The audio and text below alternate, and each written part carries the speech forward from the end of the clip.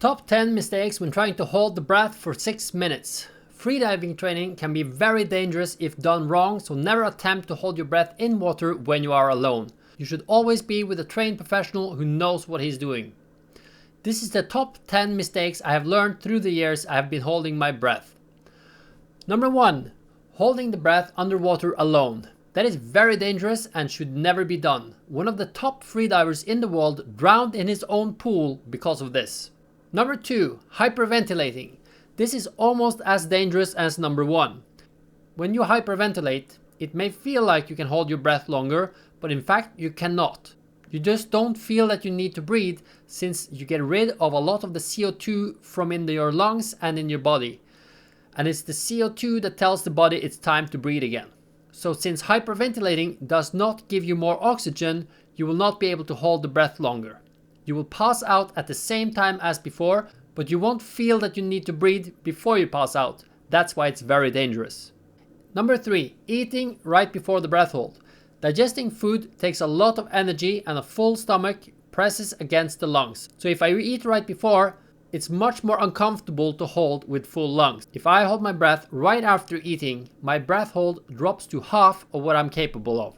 I usually have at least 8 hours between my last meal before I try to hold my breath for very long. Preferably, I trained in the bed in the morning before breakfast. Number 4. Not going to the toilet before. Even when I do a breath hold in the bed before breakfast, I get up just to go to the toilet first.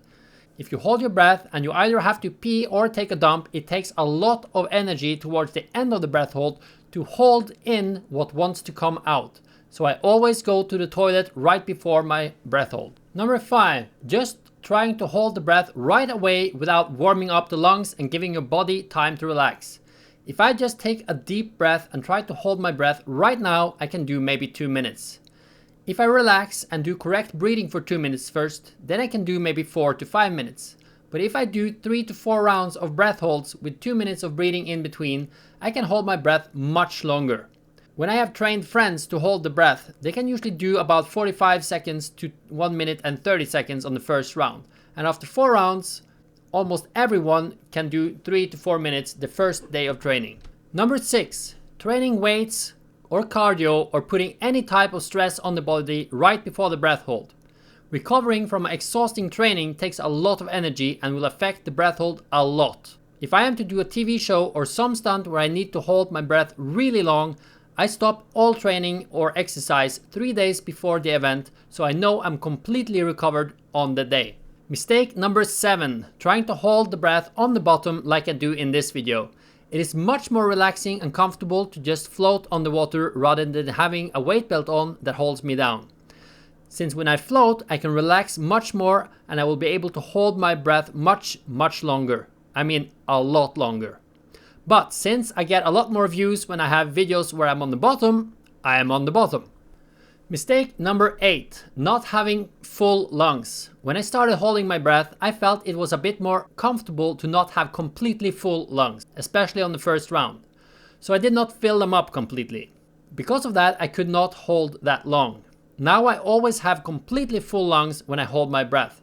The warm-up breath holds actually help me a lot with the discomfort, since my lungs stretch a bit after the first few rounds. Some people, even professional swimmers, recommend to let some air out towards the end of the breath hold because then it's not as uncomfortable.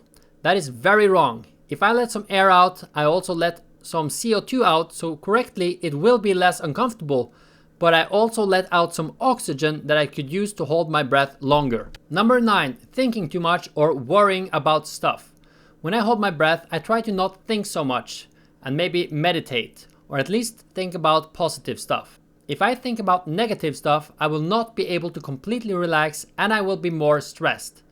So I try to empty my mind. The warm-up breath holds usually help me with this, because I can never completely stop thinking about stuff the first round.